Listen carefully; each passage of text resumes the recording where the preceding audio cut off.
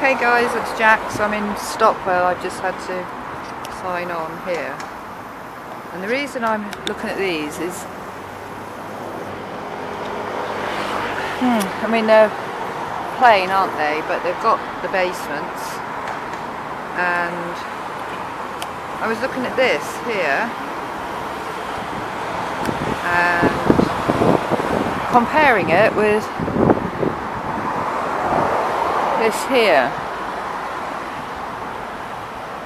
I think is the original. It's got the same features here as this here. So what they've done with this one is it looks like they've dug it completely, so you've got access here and retain the original features here, whereas on these they've built the steps up and put in these doors and stuff afterwards. Yeah, and some other examples of that. So yeah, original.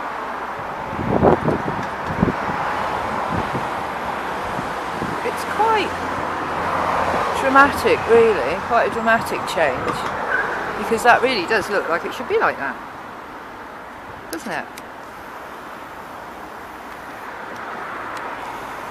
And then when you look at this one here,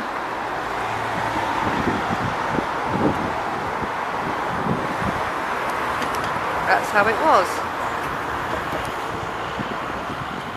It's awesome.